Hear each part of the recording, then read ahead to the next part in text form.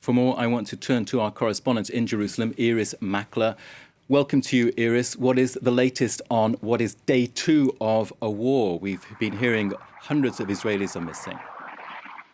That's right. Hundreds of Israelis are missing and they're either dead, I think that's why the death toll is rising so quickly, wounded, or they're hostages in Gaza. And I think today's focus has been on the hostages in Gaza, in fact, because I guess you could just say, really, it's chaos. There's a phone-in program I was listening to today where people are just calling in and describing their loved ones and saying, has anyone seen them, giving a phone number, and each one repeating like a mantra, the authorities haven't contacted me. So I would say that the authorities don't actually know how many people have been taken hostage in Gaza, since they aren't following up yet on all these people who are missing at the moment. They are a large number who are known as missing. It is heartrending to listen to this. And I have to say, we know about these hostages because we saw Hamas talking about it, putting footage up on Twitter. But it took about 12 hours for the Israeli military to even corroborate this. And we still don't have a number from them. I suspect it's because they don't know a number. But within the next little while, Hamas says that it will provide that number. But I have to tell you that on the ground in Israel, there is so much trauma about this, especially somehow related to all those young people who were at a rave party outdoors and were just shot like sitting ducks. What is the situation now with the battles going on in certain areas of southern Israel?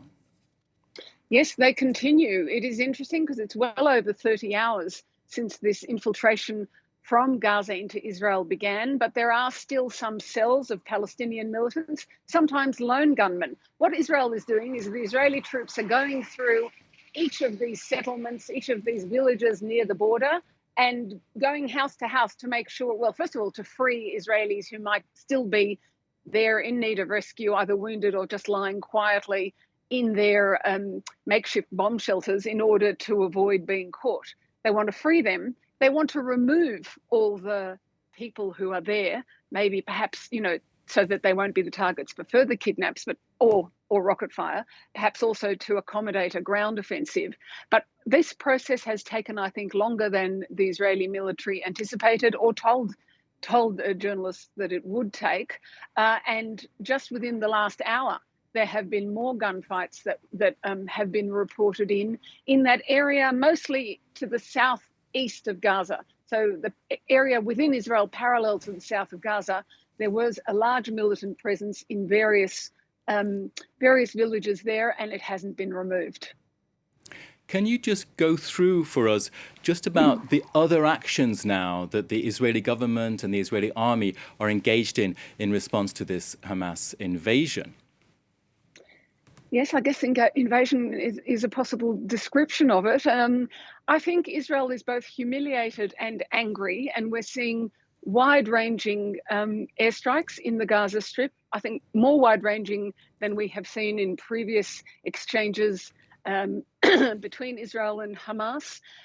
We have heard that they are aimed at Hamas leaders, both militant leaders and political leaders. We've heard from people on the ground that they seem to be quite indiscriminate, intensifying all the time, quite indiscriminate, including tall buildings and mosques. Aaron David Miller. We know that there's going to be an increase in the death toll there. There's also likely to be a humanitarian crisis if Israel continues with its plan to stop electricity as it closes the borders. That will affect everything because water is dependent on electricity there, sewerage is dependent on electricity there, or purchase. And I can only foresee a great humanitarian crisis if both these things are carried out in tandem, not to mention a ground war. Thank you to you, Irris Makler, our correspondent there in Jerusalem.